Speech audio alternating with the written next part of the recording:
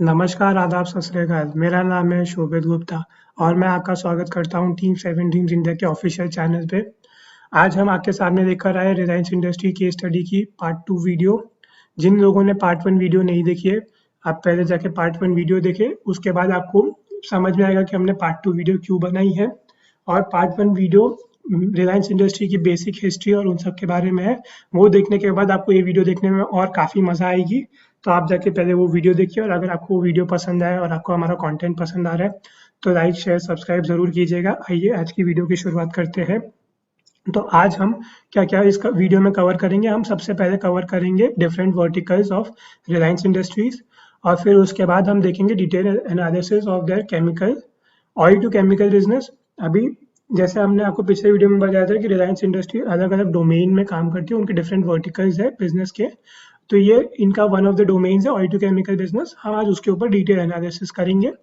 तो आइए पहले जानते हैं different verticals of Reliance industries. तो सबसे पहले जैसे हमने आपको बताया ऑयल टू केमिकल सेगमेंट, इसमें हम आज डिटेल एनालिसिस करेंगे। इसके अलावा रिलायंस इंडस्ट्री रिटेल सेगमेंट में भी है, उनका डिजिटल सर्विस बिजनेस भी है, फिर उनका oil and gas exploration business भी है और उनका मीडिया एंड एंटरटेनमेंट बिजनेस भी है। तो आइए वीडियो की शुरुआत करते हैं। तो सबसे पहले देखते हैं oil to chemical segment business Reliance का क्या है। तो ये जो oil to chemical segment business है, ये total 57% of the revenue Reliance industry को लाके देता है। ये बिजनेस रिलायंस इंडस्ट्री का कैश काउ बिजनेस भी है, मतलब कैश जनरेटिंग मशीन भी है रिलायंस इंडस्ट्रीज के लिए। तो इस सेगमेंट के अंदर क्या आते हैं, ये लोग प्राइमरीली रिफाइन करते हैं क्रूड ऑयल को, जो ये लोग सी बेड्स में से एक्सट्रैक्ट करते हैं। सी बेड्स में से कैसे एक्सट्रैक्ट करते हैं, जो इनकी ड्रिलिंग होती है, वो ये लोग सी बेड्स के अंदर एकदम डीप डालते हैं अपनी ड्रिल मशीन्स को और उसके बाद ये लोग उसका एक्सट्रैक्ट करके अपनी फैक्ट्रीज में जाके रिफाइन करते हैं। और उससे क्या क्या बनता है, ट्रांसपोर्ट फ्यूल बन सकता है, पॉलीमर्स बनता है, इलास्टोमर्स बन सकता है और इंटरमीडिएट्स ऑफ पॉलीएस्टर्स बनते हैं। ये सारी चीज़ें बनती हैं। और इसके अलावा इनकी जो क्रूड रिफाइनिंग कैपेसिटी है 1.4 मिलियन बैरल्स पर डे है और ये largest single site refinery complex में से आता है ग्लोबली। और अगर हम इनकी प्लांट्स की बात करें, जो ये जो 1.4 मिलियन बैरल्स पर डे है, ये कौन कौन सी प्लांट्स में से आता है, अगर आप वो देखें तो इनके जो प्लांट्स है वो है जामनगर, हजीरा, दहेज, नागोथेन, वडोदरा और बहुत सारी अलग अलग जगह पे इनकी जो फैक्ट्री है उधर है। और इनका जो थ्रूपुट कैपेसिटी है 2022 में वो था 77 मिलियन मेट्रिक्स।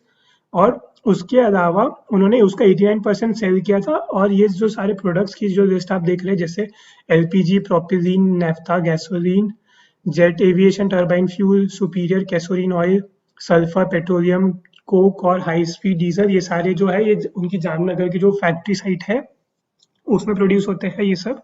तो ये सब क्या काम आता है, एलपीजी जैसे डोमेस्टिक और इंडस्ट्रियल फ्यूल में काम आता है। ये फीड स्टॉक और पॉलीप्रोपिलीन में काम आता है। प्रोपिलीन, नेफ्था का वही पेट्रोकेमिकल्स और फीड स्टॉक में काम आता है। फिर गैसोलीन है जो ट्रांसपोर्ट फ्यूल में काम आता है। वैसे ये सारे उनके यूज केसेस है। अभी जैसे आप पेट्रोलियम कोक देखेंगे तो वो सीमेंट प्लांट्स और पावर प्लांट्स में काम लगता है, उनके काम लगता है। तो अभी जैसे आपने रिसेंटली देखा होगा सीमेंट इंडस्ट्रीज के जितने भी स्टॉक्स थे वो स्काई रॉकेट कर रहे थे। क्यों कर रहे थे, क्योंकि पेट्रोलियम कोक जो है उसकी वजह, उसकी जो प्राइस है वो कम हो गई थी, तो उसकी वजह से सीमेंट इंडस्ट्री को अच्छा खासा स्टॉक प्राइस में पंप देखने को मिला। ये भी एक रीजन है। और ये भी रिलायंस इंडस्ट्री मैन्युफैक्चर करती है, तो इनका काफी ओ टू सी बिजनेस भी काफी फैला है और ये ऑलमोस्ट सब डोमेन्स को कवर करते हैं ओ टू सी के। इसके अलावा अगर हम देखें तो रिलायंस इंडस्ट्री ऑपरेट करती है वर्ल्ड की सबसे बिगेस्ट रिफाइनरी कॉम्प्लेक्सेस को। और ये लोग ने ऐसा प्लान किया है कि ये 750 बिलियन रुपीज, जो होता है 9.38 बिलियन डॉलर्स, अगले 5 साल में इन्वेस्ट करेंगे और अपनी जो ऑयल टू केमिकल बिजनेस है उसको एक्सपेंड करेंगे। इसके अलावा रिलायंस की, जैसे मैंने आपको बताई थी, रिफाइनरी है जामनगर में जो वेस्टर्न इंडिया में आती है, उसकी जो कैपेसिटी है 1.4 million barrels per day of crude की है, जो हमने आपको पिछले साइज में बताया था।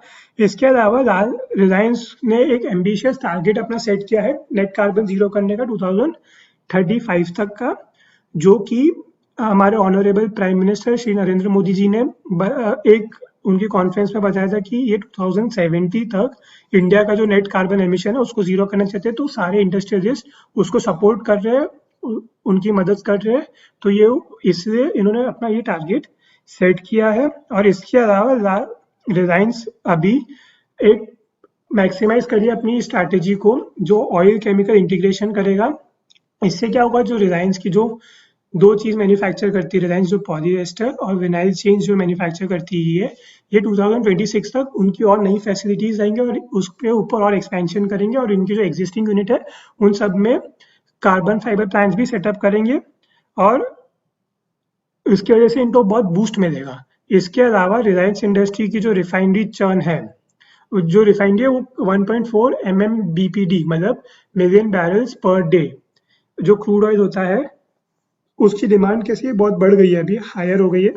तो उसमें इन लोग उसमें मैन्युफैक्चर करेंगे और उसको रिफाइन करेंगे, और जो डिमांड है वो 71.9 MMT मेट्रिक मिलियन टन है। और जो इनकी जो थ्रूपुट कैपेसिटी जो हमने आपको पिछले सेट में बताई थी, वो सब फुलफिल करने के लिए, और कंपनी ने एक ब्रिटिश कंपनी है BPPLC, उनके साथ भी टाई अप किया था। ये हुआ था अप्रैल 2020 में, जिसमें इन लोगों ने टाई अप करने के बाद जो व्हीकुलर सर्विसेज होती है ताकि उसमें ये लोग काम करेंगे। और ये जो आउटलेट्स जो है 1490 पैन इंडिया आउटलेट्स जो है इनके, वो अगले 5 साल में बढ़ के 5500 हो जाएंगे। और इसके अलावा कंपनी एविएशन फ्यूल भी डिलीवर करती है, जैसे हमने आपको पिछली साइड में बताया था। इनका जो जामनगर का जो प्लांट है वो एविएशन फ्यूल भी बनाता है, जिसका मार्केट शेयर ऑलमोस्ट 10% है। और इनका जो रिफाइनरी सेगमेंट है वो ऑलमोस्ट 60% जनरेट करता है बिजनेस में O2C के रेवेन्यू में। और इसके अलावा इनका जो एवरेज है वो 40 मिलियन मेट्रिक टन्स का है, जो आता है ट्रांसपोर्टेशन ऑफ फ्यूल सोल्ड, जो ये जो फ्यूल बेचते हैं ट्रांसपोर्टेशन फ्यूल पूरे साल में, उसकी वजह से आता है। और इसके अलावा कंपनी की और एक लाइन है O2C सेगमेंट में ही, जो पेट्रोकेमिकल प्रोडक्ट्स बनाती है, जैसे पॉलीमर्स हो गया। और ये जो पॉलीमर्स होता है ये काम आता है स्विचेस, बकेट्स, ट्यूब्स बनाने में, पाइप्स बनाने में, पॉलीएस्टर्स बनाने में। और ये टोटल 40% ऑफ द रेवेन्यू लाता है कंपनी के लिए। और ये एक ऐसा एरिया है रिलायंस इंडस्ट्री के लिए जहाँ पे रिलायंस स्टैंड आउट करता है। और ये जो प्रोडक्ट्स है इनके, इसको और स्केल अप कर सकते हैं ये लोग, और उसी की ये लोग प्लानिंग कर रहे हैं। और रिलायंस एक one of the largest integrated producer है पॉलीएस्टर और यार्न फाइबर की। जैसे कि हमने आपको बताया था पिछले वीडियो में कि इन्होंने अपना बिजनेस ही यहाँ से स्टार्ट किया था, इसीलिए। इसके अलावा इनकी जो कैपेसिटी है वो 2.5 मिलियन मेट्रिक टन की है, और ये पूरे दुनिया में सेकेंड रैंक करते हैं। एक PX करके इनका जो प्रोडक्ट होता है, प्रोडक्शन PX मतलब मैं आपको बता दूं तो पैराक्सिलिन, और ये जो कैपेसिटी है इनकी मैन्युफैक्चर करने की वो है 4.3 MMT, और ये यूज होता है आपका इंडस्ट्रियल केमिकल्स बनाने में। इसके अलावा इसका सिर्फ जो एक और प्लेयर है जो फर्स्ट रैंक करता है वो है चाइना की एक कंपनी है साइनोपेक, पर अभी उनकी कैपेसिटी है 5.04 MMT, और रिलायंस की आप देख सकते हैं जैसे हमने बताया 4.3 MMT है इसकी। तो वो सब रिलायंस जो मेजर इसके बीच में जो गैप है वो तुरंत ऐसे कवर कर सकती है अपना प्रोडक्ट उनका, और ये प्लान है वो डिफरेंस कवर करने का और दुनिया की सबसे बड़ी कंपनी बनने का। और ये जो PX जो होता है बेस, ये पूरा पॉलीएस्टर सेगमेंट में सबसे इम्पॉर्टेंट लगता है, क्योंकि ये पैकेजिंग और उन सब मटेरियल में भी काम आता है, जैसे चिप्स हो गए आपके, या अपैरल्स हो गए, या होम फर्निशिंग हो गए, इन सब में भी काम आता है। तो इससे भी रिलायंस को अच्छा खासा बूस्ट मिलेगा। इसके अलावा रिलायंस के और जो डोमेस्टिक प्लेयर्स है इंडिया में, जो कॉम्पिटिटर है जो कॉम्पीट कर सकते हैं, वो है एक IOCL। IOCL की पर अभी जो कैपेसिटी है सिर्फ वो है 0.5 MMT, तो काफ़ी डिफरेंस है। तो वो अभी बहुत पीछे है रिलायंस के। और एक और जो कंपनी है HPCL, जिनका आपने सबने नाम सुना होगा, उन्होंने इसमें अभी जस्ट इन्वेस्ट करना स्टार्ट किया, तो फाइनेंशियल ईयर 23 तक उनकी प्रोडक्शन स्टार्ट नहीं होगी, उन्होंने सिर्फ अभी इन्वेस्ट किया है। तो प्रोडक्शन जो कमेंस होगा वो होगा फाइनेंशियल ईयर 23 में। तो अब आते हैं हम इनकी स्ट्रेटेजिक अपडेट देखें अगर, तो एक AADNOC करके एक कंपनी है अबू धाबी में, उन्होंने क्या किया है, रिलायंस के साथ एक स्ट्रेटेजिक पार्टनरशिप की है, जिसमें ये लोग वर्ल्ड केमिकल प्रोजेक्ट जो होते हैं वो करेंगे ताजीज में, जो है रुवाइस में। रुवाइस एक अबू धाबी में एक जगह है उधर। और ये जो जॉइंट वेंचर है वो कंस्ट्रक्ट करेगा, कंस्ट्रक्शन और प्लांट कैपेसिटी को इंक्रीज करेगा 940 KT से, जो क्लोरो एल्कली प्रोडक्ट होता है उसकी। और इसके अलावा ये 1.1 MMT of ethyl dichloride and और 360 KT of PVC annually manufacture करेंगे। और ये जो पेट्रोकेमिकल सेक्टर है ओवरऑल, वो एक्सपेक्टेड है कि 9.3% तक ग्रो होगा 2025 तक। और ये ग्रोथ होगा, और इससे रिलायंस इंडस्ट्री को क्या बेनिफिट मिलेगा वो अभी हम समझते हैं। ये देखो, अभी जैसे कि आपको पता है कि 2020 में चाइना 2020-21 में चाइना ने इलेक्ट्रिसिटी की शॉर्टेज की वजह से एक बहुत बड़ा क्राइसिस फेस किया था और उसकी वजह से वो बहुत स्ट्रगल कर रही थी। तो वो प्रॉब्लम को हटाने के लिए चाइना ने क्या किया है कि उनकी जो केमिकल मैन्युफैक्चरिंग जो कंपनीज है उसमें उन लोग ने प्रोडक्शन कम किया और वो कार्बन एमिशन वो भी जीरो करना चाहती है। तो China is currently struggling with a severe shortage of electricity और उसकी वजह से millions of homes and businesses struggling with power cuts हो रहा था ऐसा। तो ये सब को देख के रिलायंस इसका बहुत ज़्यादा फायदा उठा सकती है और अपना O2C बिजनेस और काफ़ी एक्सपेंड करके वर्ल्ड की अभी लीडिंग प्लेयर बन सकती है। तो ये फायदा हो सकता है रिलायंस इंडस्ट्री को पहला। और उसके अलावा अभी जो आप O2C बिजनेस देखेंगे it has a lot of steam left. मैं ऐसा क्यों बोल रहा हूँ क्योंकि जो इंडियन मार्केट है ना वो अभी भी अंडर यूटिलाइज है इन सब चीज़ों में। और और अगर आप फ्यूचर पर्सपेक्टिव के हिसाब से भी देखोगे ना तो कंपनी की जो डिमांड है एनर्जी सोर्सेज यूज करने की वो अभी तक फुलफिल नहीं हो पा रही है। तो इसीलिए ये सारी चीज़ों को का फायदा रिलायंस इंडस्ट्री उठा सकती है। और ये मैं सिर्फ ऐसे ही नहीं बोल रहा, अभी आपने अगर सुना होगा सऊदी की जो सबसे बड़ी O2C कंपनी है अरामको करके, उन्होंने 2019 में अनाउंस किया था कि वो रिलायंस इंडस्ट्री में 20% स्टेक बाई करेगी और उस डील की वैल्यू थी टोटल $15 बिलियन और उसका टोटल वैल्यूएशन हो रहा था उस टाइम पे $75 बिलियन। और 2020 में रिलायंस के बोर्ड ने उसका जो O2C बिजनेस था उसको डीमर्ज भी करने का फैसला अप्रूवल दिया था बोर्ड ने थ्रू NCLT प्रोसेस। और फिर सितंबर 2020 में जो इनका जो डिटेल प्लान था O2C बिजनेस का अनाउंस हुआ था जिसमें वो फ्यूल रिटेल और JV BPL जो इनका टाइप हुआ था वो मूव कर देंगे उसमें से। और फिर 2020 में NCLT से अप्रूवल भी आ गया था। और पर फिर 2021 में अप्रैल में इन्होंने लेंडर्स और शेयर होल्डर्स के साथ अप्रूवल दिया था और डीमर्जर फाइनलाइज किया था, पर कुछ रीजन की वजह से ये डील कैंसिल हो गई थी। आप समझते हैं सऊदी अरामको जो इतनी बड़ी कंपनी है वो $15 बिलियन रिलायंस में क्यों इन्वेस्ट करने को रेडी हो गया था। पर अभी आप जैसे देख सकते हो करंट मार्केट में ईवी रेवोल्यूशन चल रहा है, ईवी ग्रीन हाइड्रोजन और इन सब का। तो सऊदी अरामको क्यों इन्वेस्ट करता है, बिकॉज सऊदी अरामको ने ऐसा सोचा था कि अभी इंडिया एक डेवलपिंग नेशन है और इंडिया के पास इतना मेजर स्ट्रॉन्ग इंफ्रास्ट्रक्चर नहीं है कि वो ईवी को कल के कल अडॉप्ट कर ले। तो वो सब अडॉप्शन करने में भी मतलब आपको लग सकता है 5, 10, 15 साल का पीरियड। तो उस 15 साल के पीरियड में सऊदी अरामको और अपना जो इनका जो O2C सेगमेंट है उसमें इंडियन मार्केट्स में जैसे मैंने आपको बताया था अभी भी बहुत कुछ ग्रोथ बाकी है।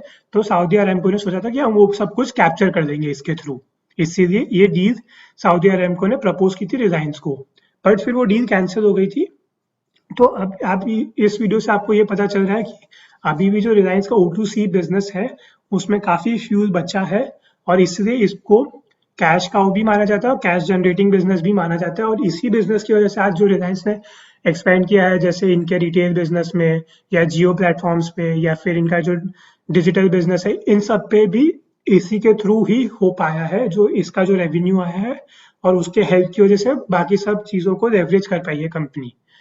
और ये अगर हम देखें इनका कुछ फिगर्स अगर जैसे रेवेन्यू देखें अगर हम तो जो 2019 में 4,51,355 CR था वो 2021-2022 में 5,09,00 CR बन गया है। और जो 2020 और 2021 का फिगर आप देख रहे हैं 3,20,008 करोड़ का वो बिकॉज ऑफ कोविड था। तो ये कोई घबराने वाली बात नहीं है। रिलायंस इंडस्ट्री ने पहले भी लोगों को पैसा बना के दिया है और आगे भी पैसा बना के दे सकती है, क्योंकि इस वीडियो के थ्रू आप वो समझ गए होंगे मैं ऐसा क्यों बोल रहा हूँ। और अगर आप उनका earning before interest in tax देखेंगे EBITDA मार्जिन जो है वो भी एक अच्छे पोजीशन पे, ना ज़्यादा घटा है ना ज़्यादा बढ़ा है। तो उसके ऊपर भी आप कंक्लूड कर सकते हैं कि कंपनी फाइनेंशियली भी काफ़ी स्टेबल है। अगर आपको हमारा वीडियो पसंद आया तो लाइक शेयर सब्सक्राइब ज़रूर कीजिएगा, इससे हमें और ऐसे सब कंटेंट बनाने का हौसला मिलता है। और ना कि मैं कोई सेबी रजिस्टर्ड एडवाइज़र हूँ। तो मेरे वीडियोस को देखकर अगर आप इन्वेस्टमेंट करने का मन बना रहे हैं तो एक बार अपने फाइनेंशियल एडवाइज़र से सलाह मशवरा ज़रूर कर दीजिएगा। और अगर आपको हमारा वीडियो पसंद आया तो फिर से आप उसको लाइक शेयर सब्सक्राइब ज़रूर कर सकते हैं। और मैं शोभित गुप्ता आपसे अलविदा देता हूँ और आप तब तक अपने और अपने पोर्टफोलियो का ध्यान रखिएगा। Good bye. मिलते हैं आपसे जल्द अगले वीडियो में Reliance industry case study part 3 पे। Thank you.